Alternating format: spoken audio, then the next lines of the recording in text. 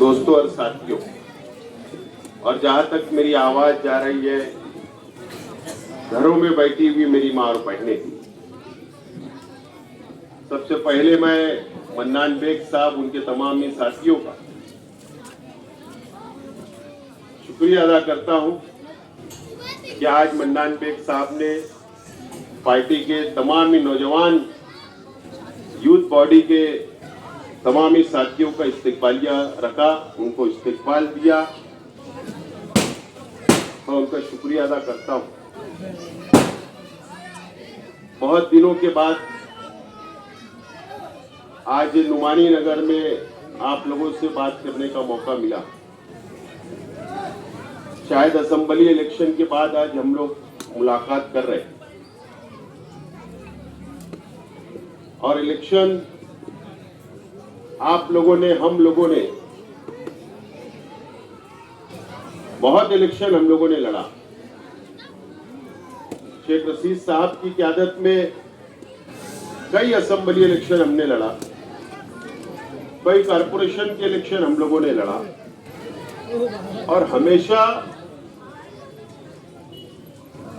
ये इलाके ने हमेशा शेख रशीद साहब का साथ दिया, हमारे परिवार का साथ दिया, हमारी पार्टी का साथ दिया, हमारे उम्मीदवारों का साथ दिया और एक मजबूत ढाल बनकर आप लोग हमेशा हमारे साथ खड़े रहे।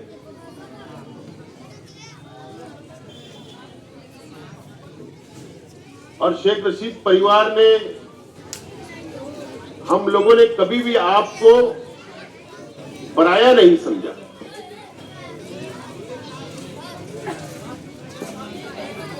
हमेशा आप लोगों को साथ लेकर चलने की हम लोगों ने भरपूर कोशिश की।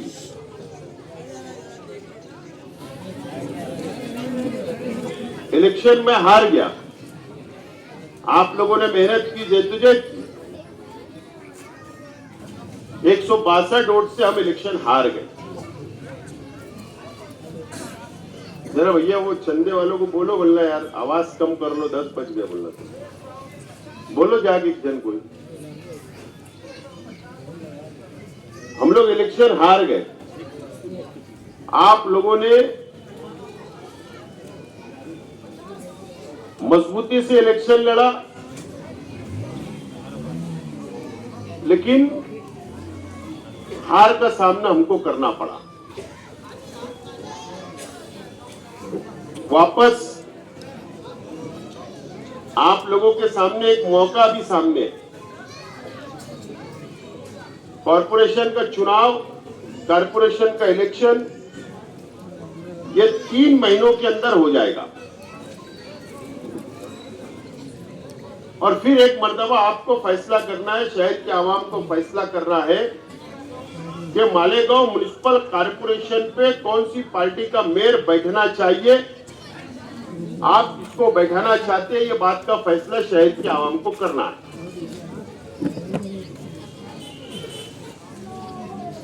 उम्मीद है कि शहर की आवाम मालेगांव शहर म्युनिसिपल कॉरपोरेशन पर इस्लाम पार्टी का पहला मेयर बैठाने की कोशिश करेगी और हमको मौका देगी, हमें उम्मीद है।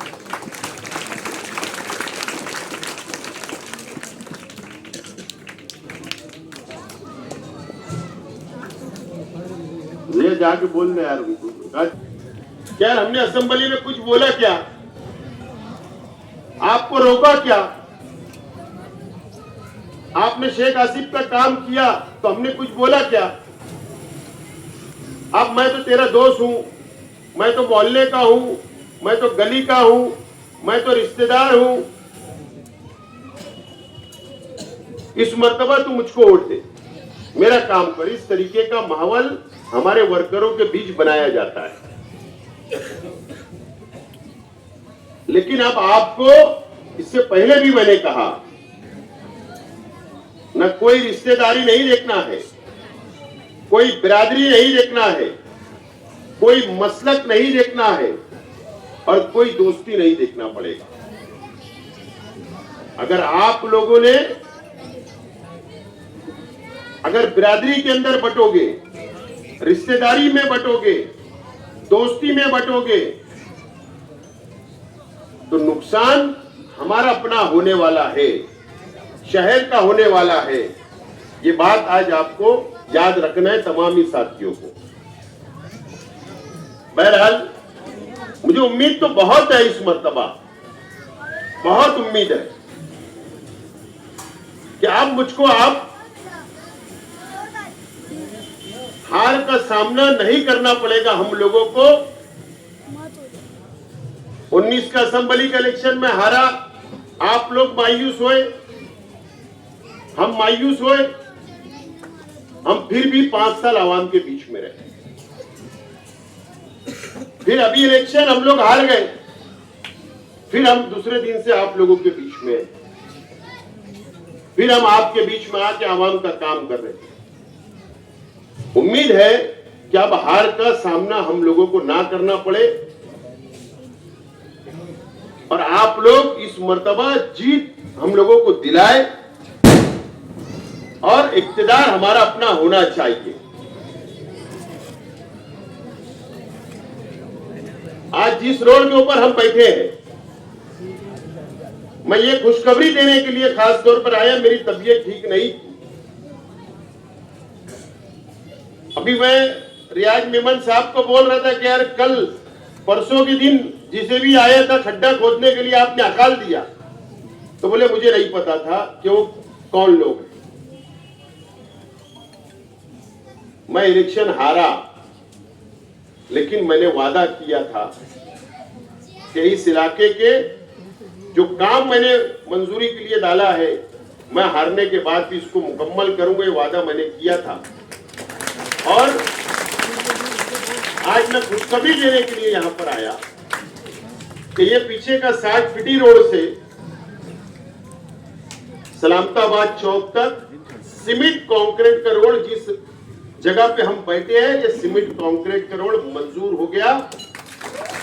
और अगर आप चाहे तो कल से काम शुरू कर सकते हैं। कल से ये रोड मंजूर हुआ। पीछे का 60 फीटी रोड निजामिया मस्जिद से लेकर मदनी नगर तक का रास्ता, वो सीमेंट कंक्रीट मंजूर हो गया। वो भी कल से काम शुरू कर सकते हैं आप। बाबू भाई पारस के पीछे वाला जो रोड है मस्जिद वाला, जोरा मस्जिद के पास वाला रास्ता, वो रास्ता मंजूर हो गया। मदनी नगर के बाजू में जो दवाखाना है, तड़वी नगर से लेकर रिक्शा स्टॉप के आगे तक वो सीमेंट कंक्रीट रास्ता मंजूर हो गया। पीछे सलामताबाद के पीछे जो प्राइमरी स्कूल है जो टूटी हुई है, वहां पर शादी हॉल मंजूर हो गया। रौनकाबाद जय हिंद बैंक से लेकर डॉक्टर रियाज के दवाखाने तक का रौनकाबाद का मेन रास्ता, वो भी सीमेंट कंक्रीट रोड मंजूर हो गया। और डॉक्टर रियाज के दवाखाने के पास से लेकर हाजी नजमुद्दीन खजूरवाला साहब के मकान तक अब्बास नगर वाला रास्ता सीमेंट कंक्रीट रोड मंजूर हो गया। ये काम मंजूर हो गए। ये काम कल से सुबह से शुरू कर सकते हैं। ये खुशखबरी देने के लिए असल में मैं यहां पर आया हूं। उसी के साथ साथ इस्लामिया कॉलोनी में जो शादी हॉल है, वो शादी हॉल के लिए 1 करोड़ रुपया वहां शादी हॉल मंजूर हुआ। वो भी काम कल से शुरू कर सकते हैं। 1 करोड़ रुपया। और जमूर कॉलोनी के अंदर, जो जमूर कॉलोनी के बीच में एक ओपन स्पेस है, वहां पर 50 लाख रुपया मंजूर हुआ। वो भी शादी हॉल के लिए। आप इस बात से अब अंदाजा लगा सकते हैं कि अगर 15 करोड़ रुपए के शहर से मैंने काम मंजूर करवाया पूरे शहर भर में, तो तकरीबन आधा फंड इस रौनकाबाद इस इलाके के अंदर हमने दिया। और ये काम इंशाल्लाह ये 3 महीने के अंदर मुकम्मल करना है। अब आप जिम्मेदारान तय कर लो कि पहले कौन से रोड की शुरुआत करना है। वजह, अगर ये रास्ता हम खोदेंगे, क्योंकि ये रोड के ऊपर रोड नहीं बनेगा, ये रोड को पूरी तरीके से निकाला जाएगा, नीचे कंक्रीट बिछाया जाएगा, उसके ऊपर फिर सीमेंट कंक्रीट रोड बनेगा और उससे पहले यहां पर अंदर अंडरग्राउंड ड्रेनेज, अंडरग्राउंड गटर हम लोगों को पहले बनाना है, वो पहले डाली जाएगी। इसके लिए बारिश का मौसम में परेशानी होगी। मैं तो कल बोलेंगे यार खोद के चले गए, काम लेट हो रहा है, स्लो हो रहा है, तो आपको थोड़ी तकलीफ उठाना है, मैं जल्द से जल्द काम शुरू करवाऊंगा, लेकिन ये हम लोग को मुकम्मल करना पड़ेगा इस तरीके से। सीमेंट कंक्रीट रास्ता जहां भी बनेगा उसके अंदर अंडरग्राउंड गटर जाएगी पहले, उसके ऊपर रास्ता बने ताकि बाद में रोड को तोड़ा ना जाए, हमको रोड को तोड़ना ना पड़े कोई पाइपलाइन के लिए। इस तरीके से काम काज है। अब आप बताइए कब उद्घाटन करना है, कहाँ जेसीबी लगाना है, कहाँ रोड का काम शुरू करना है। आप जब बोलेंगे, जब तैयार है काम की हमको शुरुआत कर देना है। दोस्तों, इलेक्शन अच्छाई और बुरा कुछ भी कर लो, बहरहाल ये चीज तो पीछे छोड़ने वाली हम तो नहीं छोड़ने वाले, ये बात तो बिल्कुल तय है। तो ऐसी कितनी बुराइयां जो अच्छाई और बुराई का स्टेज से तकरीर किया करते थे, अच्छाई और बुराई की दुआई दिया करते थे, कई वीडियो ऑडियो वायरल हो रही, कुछ बाकी है, वो तो मटेरियल आने वाला, मैं तो बार बार बोल रहा हूं। लेकिन ये शहर की आवाम को अब फैसला करना है अच्छाई और बुराई का, शहर की आवाम को फैसला करना है। हम तो तामीर, तरक्की, डेवलप, गरीबों का साथ, गरीबों को साथ लेकर चलना और शहर के आवाम को फैसला कर देना है इस इलेक्शन के अंदर। एक इंसान की कैपेसिटी होती है, एक परिवार की कैपेसिटी होती है, हिम्मत होती है, लेकिन बार बार अगर बिरादरी में बढ़कर, मसलक में बढ़कर, रिश्तेदारी में बढ़कर अगर जज्बात में ये शहर फैसला करेगा तो ये शहर के मुस्तकबिल के लिए अच्छी बात नहीं है। मेरा परिवार, हमारे तमाम ही साथी जो मंच पे बैठे, हमारे हजारों जिम्मेदारान कार्यकर्ता, हम आवाम के बीच में रहते, आवाम का काम करते, गरीबों का काम करते, सबको साथ लेकर चलने की कोशिश करते, हर तरीके से हम साथ रहते। लेकिन क्या होता है इलेक्शन के समय कि हम लोगों को हार का सामना करना, और मुझे उम्मीद है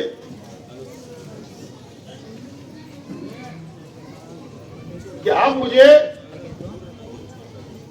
इतनी सीटें दो, इतनी सीटें दो कि झोली फैलाकर मुझे किसी से भीख ना मांगना पड़े कारपोरेटर।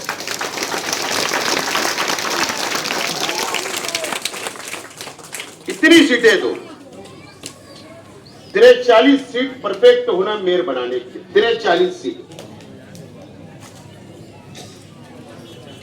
मैं तो अगर आप आधा अधूरा मेजॉरिटी दोगे, कम देंगे, तो फिर ये झोली फैलाने का फिर जाना पड़ेगा किसी के पास। ये वक्त मेरे ऊपर मत लाइए। अगर आपने 43 कारपोरेटर चुनकर दे दिए, मेयर हमारा बैठ गया, तो आज मैं कुछ नहीं हूं, उसके बावजूद भी कम से कम 8 करोड़ का काम की मैंने मंजूरी अभी आपको बता दी। मुझे बताओ आप, ये इलाका कितना मुजाफात था, तामीरी काम नहीं थे, पानी नहीं था, लाइट नहीं था, रास्ते नहीं थे, सहूलत नहीं थी, लेकिन अल्लाह का करम है कि शेख रशीद साहब ने, हम लोगों ने इस इलाकों के ऊपर खुसूसी तवज्जो दी, कामकाज किया, कामकाज करते रहते।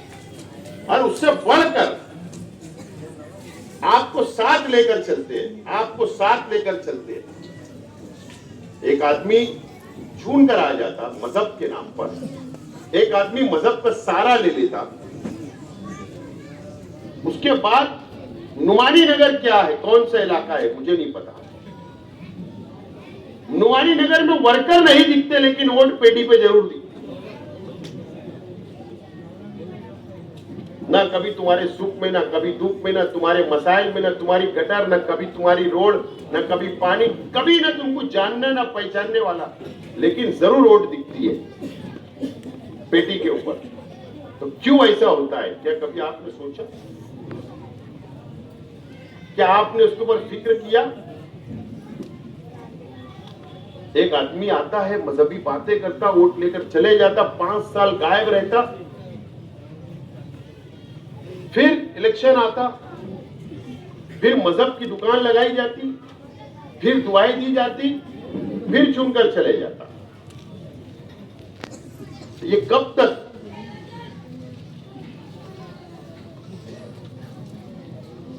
अब इलेक्शन पिटीशन मैंने दाखिल किया, इससे पहले भी किया था। मकसद सिर्फ एक है, इलेक्शन पिटीशन दाखिल करने का मकसद एक है कि मजहब का सहारा नहीं लेना चाहिए, मजहब का सहारा नहीं लेना चाहिए।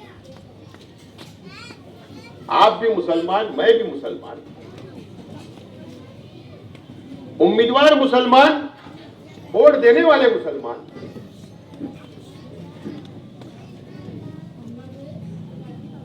अरे मस्जिद के अंदर हम भी नमाज पढ़ते, हम भी कुरान पढ़ते, एक अल्लाह एक रसूल को हम भी मानते।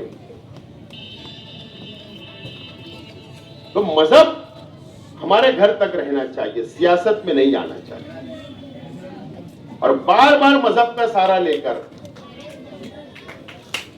ये जो इलेक्शन लड़ा जाता है वो बंद होना चाहिए। इसलिए इलेक्शन पिटीशन मैंने फाइल किया। अब इलेक्शन पिटीशन तेजी से आगे चल रही है, कम वक्त में तारीखें मिल रही है, 2-2 हफ्ते, 3-3 हफ्ते की, 15 दिन की, 5 दिन की। अब मैंने सुना हूं कि अब घबराहट शुरू हुई, अब बाकी उम्मीदवारों को जमा किया जा रहा, ढूंढा जा रहा कि किस तरीके से इलेक्शन की तारीख बढ़ती जाए, बढ़ती जाए, बढ़ती जाए। ठीक है, वो कानूनी दावपेच हो सकते हैं, लेकिन अब मुझको नहीं लगता कि 16 सितंबर की जो तारीख है, मुझको ऐसा लगता है कि अब ये केस और तेजी से आगे बढ़ेगा, उस दिन से बहुत तेजी से आगे बढ़ेगा। और उम्मीद है, हाईकोर्ट से उम्मीद है कि हिंदुस्तान का तारीखी फैसला इंशाअल्लाह हाईकोर्ट देगी।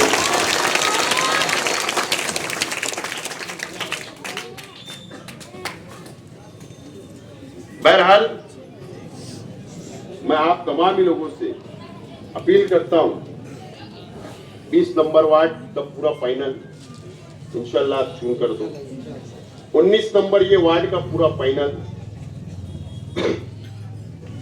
18 नंबर, 21 नंबर, उसके बाद और जो आगे फाइनल बनेंगे ये बाजू भी। आपको मैं बार बार बोल रहा हूं, पार्टी जिसको टिकट दी आपको उसके साथ खड़ा रहना है। हक सबको है, टिकट मांगने का हक सबको है, सब टिकट मांग सकते, पार्टी में झगड़ा कर सकते, पार्टी में आगे अपनी बात रख सकते, लेकिन पार्टी की जो पार्लियामेंट्री बोर्ड होगी जो टिकट तय करती है, और पार्टी ने जिसका नाम ऐलान कर दिया, आपको उसके साथ लगा रहना है, उसके साथ खड़ा रहना है, मजबूती के साथ। हमारी वोट का खराब नहीं होना चाहिए, हमारी वोट इधर उधर नहीं जाना चाहिए, वन साइड हमारे फाइनल को गिरना चाहिए। बहरहाल बोलना बहुत है, लेकिन मैं छोटी छोटी बातें आप लोगों की जहन साजी करने की कोशिश कर रहा हूं। आपने देखा जामनेर के अंदर क्या हुआ दोस्तों, हम लोग सब गए, प्रेस वाले गए, हम लोग गए, जामनेर से फोन आए तो मैं वहां गया। वहां जाने के बाद वो बच्चे को जिस तरीके से कत्ल किया गया, बहुत भयंकर, आप सुन भी नहीं सकते दास्तान नहीं सुन सकते, वो बातें नहीं सुन सकते। 4 घंटा मुसलसल वो लड़के को किडनैप करके गाड़ी के अंदर घुमाया गया, जगह जगह रोका गया, खेत में, जंगलों में उसके नाखून भी नोच कर निकाले गए और उसको घर के पास लाकर फेंक दिया गया।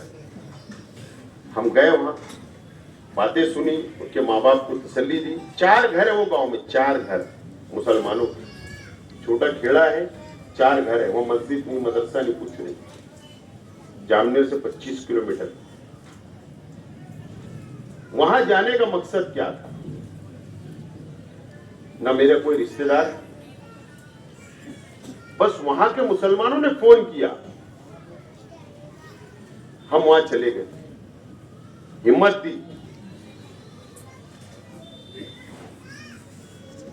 और कानूनी मदद करने का हमने ऐलान किया। सिर्फ एक मुसलमान है, बीजेपी आरएसएस के लोग, फिरका परस्त तंजीमें के लोग इस तरीके से मुसलमान नौजवानों को कत्ल कर रहे हैं, मॉब लिंचिंग कर रहे हैं, उसका मुकाबला कौन करेगा? वहां से बुलाया, हम चले गए। साध्वी प्रज्ञा सिंह ठाकुर यहीं पर चले, वहां पे पीछे यहाँ घर है, यही घर है। साध्वी प्रज्ञा सिंह ठाकुर ने ब्लास्ट की, आरोपी थी भिक्खू चौक में, उसको बाइज्जत बरी कर दिया गया, खुला छोड़ दिया गया। आज भी सवाल हमारे सामने है कि फिर बम ब्लास्ट किसने किया? हमारे शहीद हो गए, कई लोग जख्मी हो गए, कई लोग दुनिया से चले गए, बाइज्जत बरी कर दिया जाता, बोलने वाला कोई नहीं। कौन लड़ेगा? यहां तो हमसे फुर्सत नहीं है हमारे मुखालिफ लोगों को लड़ने का, लेकिन हमारी पार्टी का मकसद है कि फिरका परस्त ताकतों से लड़ना, चाहे पूरे महाराष्ट्र में कहीं भी फिरका परस्त ताकतें जहां मुसलमानों पर जुल्म कर रहा हूं। और अगर आपने, ईमानदारी से बोल रहा हूं दोस्तों, अगर कॉरपोरेशन का चुनाव मुझको मेयर अगर यहां बैठा दिया, हमारी पार्टी का मेयर बन गया, तो यही झंडा लेकर हम महाराष्ट्र में लिख लेंगे और मुसलमानों की ताकत बनने का काम करेंगे और फिरका परस्तों को मुंह को जवाब देने का काम करेंगे। ये तैयारी, इसके लिए ताकत लगती है, ताकत लगती है, पावर लगता है, सत्ता लगती है, गवर्नमेंट का पावर होना। और अगर पावर आप दे सकते हो, आपके हाथ में हो, उसके बाद ये पूरे हमारे खानदेश भाग, मराठवाड़ा, नंदुरबार, धुलिया, जलगांव, अहमदनगर, ये तमाम इलाके के अंदर जिस तरीके से फिरका परस्ती बढ़ रही है, हम एक मेयर के बलबूते, एक कारपोरेशन के बलबूते, एक झंडा लेकर महाराष्ट्र के अंदर निकल सकते हैं और हमारी ताकत बढ़ा सकते हैं और मुकाबला कर सकते हैं। ये पावर, तुम सत्ता समझो पावर। आज मैं स्टेट से बोल सकता, फिरका परस्तों के खिलाफ प्रेस में बोल सकता, मीडिया के सामने बोल सकता, लेकिन मैं असेंबली के अंदर नहीं बैठ सकता। क्यों? मैं हार गया हूं, इसलिए नहीं बोल सकता असेंबली में बैठकर। और जिसको शहर ने ताकत दी, पावर दिया, वो आदमी मुशारत चौक की पान दुकान छोड़ लेता है, अंदर कुछ नहीं बोल रहा। फिरका परस्तों से मिली भगत, मिल के काम, मैनेज चल रहा है काम, पैसा मिल रहा है, उनका काम चल रहा है। शहर को धोखा दिया जा रहा है, मां बहनों को धोखा दिया जा रहा है, शहर को मजहब के नाम पर धोखा दिया जा रहा है, उलमाओं को धोखा दिया जा रहा है, पूरी शहर के आवाम को धोखा दिया जा रहा है, धोखा देने का काम किया जा रहा है। शहर समझता ही नहीं, शहर समझने तैयार नहीं है। अंधी अकीदत में शहर ये तमाम ही चीज बैठकर सोच ही नहीं रहा है कि कौन से रास्ते पे एक शख्स हमको लेकर जा रहा है। ये शहर को सोचने की अब जरूरत है। शहर ने नहीं सोचा, मेरा कुछ नहीं होगा, मेरे परिवार का कुछ नहीं होगा, कोई शिवसेना बीजेपी आरएसएस वाले मेरे घर पर आकर मेरे पे हमला नहीं करेंगे, लेकिन देहातों के अंदर मुसलमानों पे हमला करेंगे। ये शहर के मुसलमानों पे अत्याचार होगा, गरीबों पर अत्याचार होगा, छोटा मोटा धंधा व्यापार करने पे अत्याचार होगा। इसका जवाब कौन देगा? तमाम ही चीजें आप लोगों को समझना है, सोचना है। बड़ी मालेगांव स्कूल का याद होगा, इस इलाके के अंदर है तो बोल रहा हूं। इलेक्शन के टाइम, इससे पहले बोला था इलेक्शन हारने के बाद, मालेगांव स्कूल के टीचरों ने, कुछ लोगों ने हमारे बच्चों के जहन खराब किए थे, जहर भरने का काम किए थे, प्रचार मेरे खिलाफ करने का काम किए। होना चाहिए कि हम हमारे बाल बच्चों को इसलिए भेजे अच्छी तालीम मिले, अच्छी तरबियत मिले, पढ़ लिख कर कुछ बने, लेकिन नहीं, शेख आसिफ नहीं चलेगा। इतनी जहनियत खराब।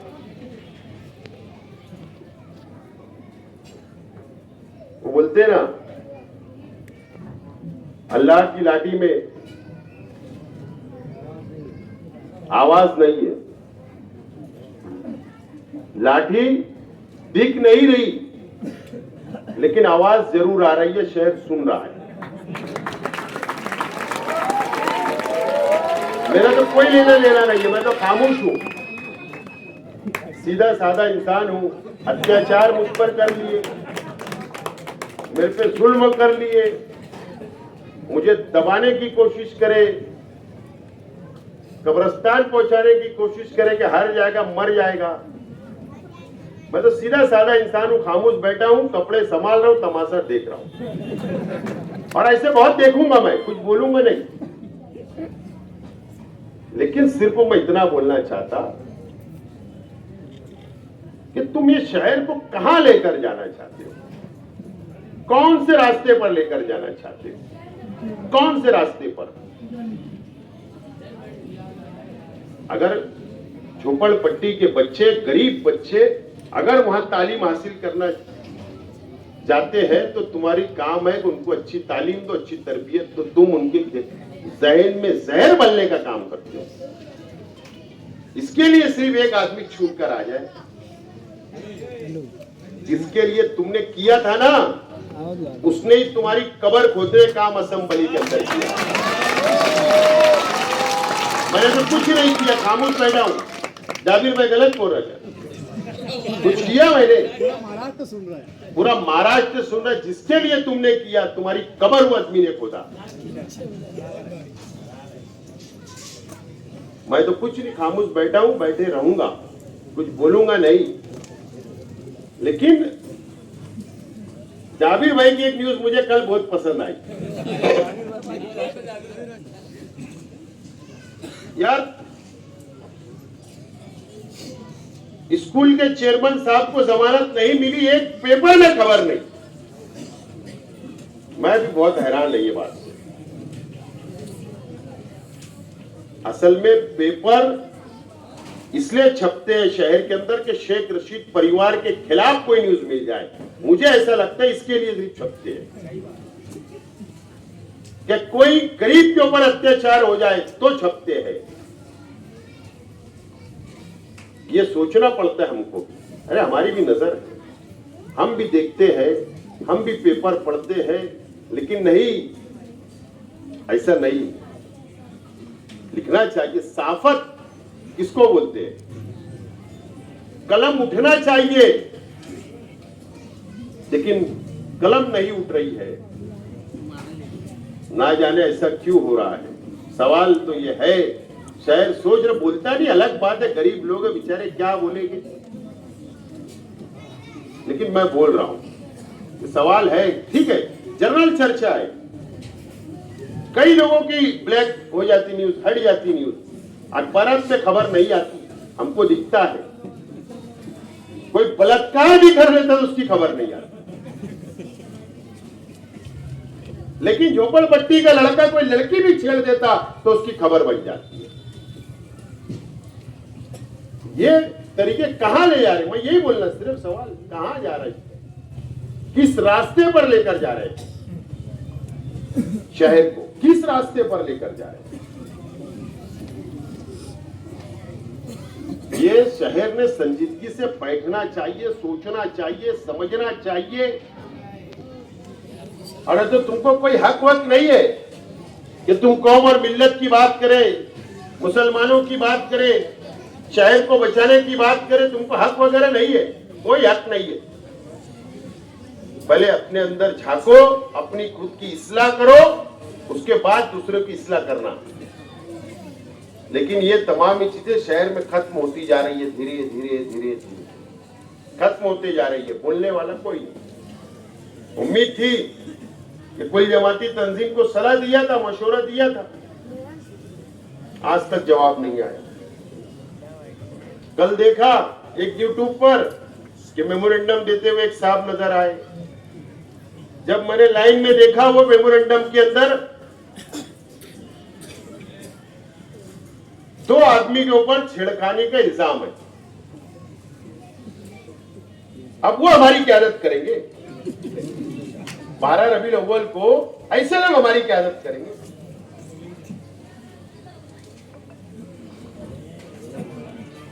कल का यूट्यूब चैनल उठाकर देखना, एसपी साहब को कौन मेमोरेंडम दे रहा है, उनके चेहरे देखना। और मैं तो चैलेंज से बोल रहा हूं, चैलेंज दे के जा रहा हूं, कल मेरा जवाब देना बात का, परसों प्रेस लेके सबूत दूंगा। ऐसे लोग क्यादत करेंगे हमारी? हम तुम्हारे बंधे हुए लोग हैं, तुम्हारे गुलाम हैं। क्यों अच्छे लोग नहीं आ रहे यार? क्यों माशरे में सुधार नहीं आ रहा? क्यों ऐसे गंदे लोग को बाजू में नहीं फेंका जा रहा? कोई भी दीनी तंजीम हो, अच्छे लोग आगे आना चाहिए, हम कबूल करेंगे। लेकिन अगर हम पर कोई थोपेगा, बुरे लोगों को थोपेगा, गंदे लोगों को थोपेगा, बाल बेटी को छेड़ने वालों को हम पर थोपे जाएंगे, तो हम ये बर्दाश्त नहीं करेंगे। मजहब की ठेकेदारी नहीं किसी ने दी तुमको। और डिपार्टमेंट से मेरी हाथ जोड़कर गुजारिश है कि ऐसे गंदे लोगों को जुलूस से अगर दूर रखा जाएगा तो मैं डिपार्टमेंट का शुक्रिया अदा करूंगा, इस्तिकबाल। जश्न ईद मिलादुन नबी सल्लल्लाहु अलैहि वसल्लम के जुलूस में गंदे लोग होने ही नहीं चाहिए। एकदम साफ तौर पर मेरा बोलना है शहर की आवाम से, आप आवाज उठाओ, आप आवाज उठाओ, आपका हक है, आवाज उठना चाहिए, आवाज निकलना चाहिए। लेकिन कोई बोलने वाला नहीं, खामोश है, सब चल रहा है, हटदर्मी चल रही है, दादागिरी चल रही है, कोई बोल नहीं रहा है, सब खामोश। ट्रस्टों में भी बने रहेंगे, ट्रस्टों में भी बने रहेंगे, हठधर्मी से छोड़ेंगे नहीं। छोटे छोटे गरीब उलमाओं को, मदरसे के लोगों को, दरगाह के लोगों को दबाएंगे, हटेंगे नहीं। अगर ऐसा ही रहा तो ठीक है, लेकिन फिर हमारी इस्लाह करने मत आना। हमको तुम बताना मत अच्छाई और बुराई। इस तरीके से काम ये शहर में चल रहा है। कौन बोलेगा? बाकी बहुत सारे मटरेले बोलने के वक्त तो बोलूंगा, लेकिन क्योंकि इसके बाद कोई जलसा नहीं होगा 12 रबीउल अव्वल तक, कोई प्रोग्राम नहीं होगा, मेरी तकरीर नहीं हो पाएगी, इसलिए आज मीडिया के सामने शहर में ऐलान कर दे रहा हूं, मैसेज पहुंचा दे रहा हूं, मशवरा समझो, लेकिन इस पे मंथन, इस पे बहस होना चाहिए, इस पे बात होना चाहिए, उलमाओं को बैठना चाहिए, जिम्मेदारान को, तंजीमों को बैठना चाहिए। जुलूस निकालने वाली मोतबर तंजीम है, 100 साल रिकॉर्ड है, उनको सर जोड़ कर बैठना चाहिए और सोचना चाहिए कि कहां से कौन सी आवाज आ रही है, कौन अपील कर रहा है। ये तमाम ही चीजें सोचना चाहिए, लेकिन खामोश है सब, शहर खामोश है। इसलिए आज मैं बोल दिया, कल गाली पड़े तो भी तैयार, तनकीद हो तो भी तैयार है। अपनी तो सब तैयारी, अपन सब प्रूफ है, वो बोलते वाटर प्रूफ, ब्लड प्रूफ, क्या सब अपन तैयार है। जो तनकीद करना है करो, और इसलिए कि सच्चाई पे, हम सच्चाई पे है। सबूत हाथ में रख के शेख आसिफ बात करता, बिना सबूत के शेख आसिफ कभी बात नहीं करता। बहुत खुल के बोल सकते, लेकिन माँ बहने मेरी बातें सुन, इसलिए थोड़ा दरगुजर कर रहा हूं। लेकिन आप ये शहर के तालीमी अदारों को भी संजीदगी से लेना, उनको भी बैठना चाहिए, समझना चाहिए, अपने स्कूल के टीचरों की भी इस्लाह करना चाहिए, मदरसे के अंदर दीनी तंजीमों को भी बैठना चाहिए, उसकी इस्लाह होना जरूरी है।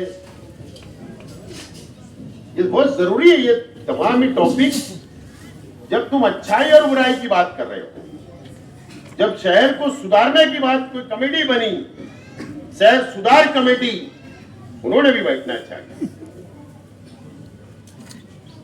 कमेटियां बनती है, काम होता है, बात होती है,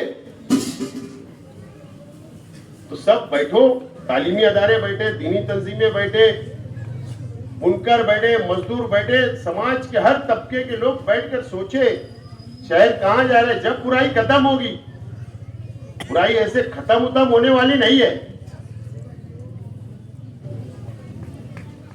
और समझेंगे कि नहीं बुराई हम सिर्फ जलसा कर लेंगे, तकरीर कर लेंगे कि बुराई खत्म होगी नहीं। ऐसे सबको सर जोड़कर बैठना पड़ेगा, बराबरी का दर्जा देना पड़ेगा, अमीरी और गरीबी में फर्क खत्म करना पड़ेगा। जब सुधार आएगा शहर में, माशरे में, तो आने होने वाला नहीं है, आने वाला नहीं है। एक ब्यूटी पार्लर की भी, जो गलत है गलत, ब्यूटी पार्लर में जो कुछ हुआ उसकी मजम्मत, लेकिन दूसरी बाजू जो मैंने उस वक्त भी कहा था कि भाई जो शहर में ऑडियो वीडियो रिकॉर्डिंग वायरल हो रही थी, उनके घर पे सुधार कमेटी कब जाएगी, उनके दर पर कब जाएगी। ब्यूटी पार्लर के दर पर गए, अच्छी बात है, उनके कान खींचे, अच्छी बात है, लेकिन दूसरी बाजू में जो बुराई पनप रही है, उनके दर पर आप कब जाओगे? उनके दर पर भी जाओ। जब इंसाफ, मैं तो ब्यूटी पार्लर के पीछे का राज तो मुझे मालूम है, कि कुछ लोगों ने मौलाना को इस्तेमाल कैसे किया। मुझे मालूम, मैं बोलना नहीं चाहता। ये तमाम ही चीजें नहीं चलने वाली। अगर शेख आसिफ अगर बोल रहे हैं कि बुराई खत्म होना चाहिए, तो पहले शेख आसिफ ने सोचना चाहिए कि मैं ये ऐलान कर रहा हूं, ये बात बोल रहा हूं, तो मैं साफ सुथरा हूं या नहीं, हूं या नहीं। उसके बाद बोलना मुझे हक है, तो मुझे भी हक नहीं है। तमाम ही चीजें अब बोलूंगा, नहीं तो कब? अगर मैं आज नहीं बोला तो कब बोलूंगा? और इसलिए ये बातें मैं बोल रहा हूं क्योंकि आपने मुझे हक दिया है। शहर की आवाम ने 1,10,000 वोट दी, आपने हक दिया तो मैं बोल रहा हूं। अगर आप मुझे हक नहीं देते तो मैं बोलता ही नहीं। लेकिन मैं ऐसा मानता हूं, ये मेरी अपनी जिम्मेदारी है, इसलिए मैं बोल रहा हूं। बहुत सारी बातें, इलेक्शन अभी आएंगे तो नवा अटेम्प्ट शुरू होगा, नवी बातें शुरू होगी,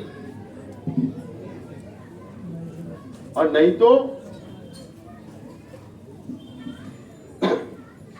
मैंने सुना, जाबिर भाई शायद आपके चैनल पे सुना कि हमारे शहर के एमएलए साहब ने बयान दिया कि मैं चाहूंगा कि मेरा उत्तराधिकारी, मेरा जानशी कोई हाफिज रहे। ऐसा ही है, कुछ गलत तो नहीं बोल रहे? नहीं, हाफिज है, हाफिज है, ऐसा ही है ना बयान दिया हजरत ने। इसका मतलब आलिम नहीं होना चाहिए, आलिम नहीं होना चाहिए, मौलाना नहीं होना चाहिए, कोई दूसरा मुफ्ती नहीं होना चाहिए। यानी सिर्फ मेरा बच्चा एक हाफिज है, सिर्फ वही उत्तराधिकारी रहे। बात समझ? यानी वो क्या बोलते रहा, मंतिक बातें, दरमियानी बातें जो पकड़ में ना आए। अच्छी बात है, सबको अधिकार आना चाहिए, आपके फर्जंदों को भी वेलकम। लेकिन मालेगांव म्युनिसिपल कॉर्पोरेशन के इलेक्शन में हजरत, आप पूरे शहर में तमाम ही लेडीज सीट जो तुम खड़ा करोगे ना, क्या नहीं करोगे? इसका भी जवाब दे दो। लेडीज सीट तुम्हारी पार्टी से टिकट दोगे या नहीं? क्योंकि तुमने असेंबली के इलेक्शन के अंदर पॉम्पलेट निकाला था कि लेडीज को वोट देना नहीं। तो क्या सवाल है, क्या आप कॉर्पोरेशन के चुनाव में लेडीज उम्मीदवार नहीं उतारोगे? और अगर आप उतारोगे तो फिर आप तमाम ही लेडीज उम्मीदवार आलमा उतारोगे क्या? या तमाम ही सीटों के ऊपर जो जेंट्स उम्मीदवार रहेंगे वो सिर्फ हाफिज रहेंगे क्या? ये ऐलान कर दो,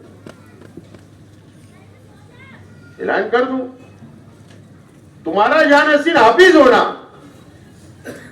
नया पूरे वार्ड का कारपोरेटर हाफिज नहीं चलेगा तुमको, इस्लामपुरे से हाफिज नहीं चलेगा। नहीं, तुम्हारा लड़का जानशीन होना एमएलए के लिए, इसके लिए हाफिज। लेकिन दूसरी कैटेगरी आप नहीं मानोगे, आप सबको दोगे। तुम्हारी जब लिस्ट आएगी ना, जब जलसे में पढ़ के बताऊंगा, जो लिस्ट तुम डिक्लेयर करोगे ना उम्मीदवारों की, तो जब हम बताएंगे कि तुम्हारे उम्मीदवार के अंदर कितनी अच्छाई और बुराई है और कितने कारनामे हैं, उनका फाइल खोलेंगे फिर हम। तो अपने मुफाद के लिए अच्छी बातें बोलना, अपने वर्करों के कान को खुश करना, और जहां पर अपना मुफाद नहीं रहेगा वहां माल डब्बे में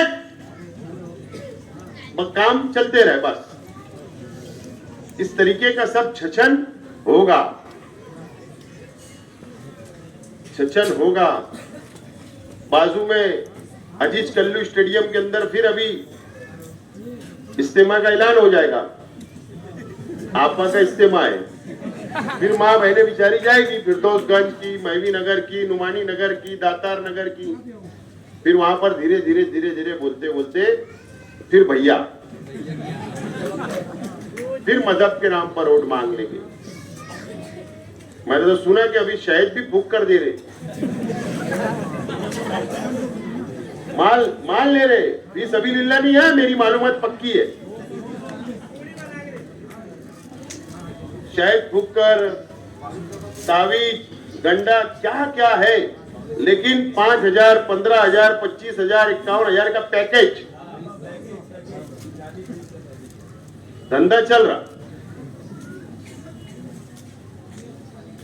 दुआ अल्लाह से मांग लो, पैसे लगते क्या? जहां दुआ के पैसे, तावीज के पैसे, शहद के फुकाए पैसे, बात खत्म हुआ, नियत खराब, माल डब्बे में। तो ये तमाम ही चीजें सब शुरू है गांव में। सब तरीके से सिर्फ वोट हो जाए, सत्ता मिल जाए, माल हम कमा ले, घर भर जाए, करोड़पति हो जाए, मुफाद हासिल हो जाए, शहर जाए, इस तरीके का काम ये शहर में चल रहा है। बहुत समझने की जरूरत है, बहुत सोच समझ के समझने की जरूरत है इलेक्शन को आपको। बहरहाल बहुत ज्यादा वक्त ले लिया। बस मुझे किसी के सामने जाकर झोली ना फैलाना पड़े, हाथ ना फैलाना पड़े, वो आप कर सकते हैं। अगर आप बढ़ गए, आप भटक गए, तो फिर ये चीज हम मेयर नहीं बना पाएंगे। वही काम फिर आगे आएगा जो मैं नहीं चाहता। उम्मीद है आने वाले कॉर्पोरेशन के चुनाव में आप अभी से बेदार हो जाओ और पार्टी को मजबूत करो। आखिर में मैं मन्नान सर, उनके तमाम ही साथियों का शुक्रिया अदा करता हूँ कि अच्छा प्रोग्राम आपने रखा, हमारा इस्तेकबाल किया। मैं आपका शुक्रिया अदा करता हूँ और जिम्मेदारान से अपील करता हूँ कि ये कब रोड के काम की शुरुआत करना है। आप मुझे बताओ, यहाँ चांदोड़ से कुछ नौजवान साथी आए हैं पार्टी के अंदर शामिल होने के लिए, आप लोग इनका ताली बजाकर इस्तेकबाल करें। हाज़रीन, ये चांदौड़ के जो नौजवान हैं, उनकी ये ख्वाहिश थी कि आसिफ शेख रशीद साहब जिस तरीके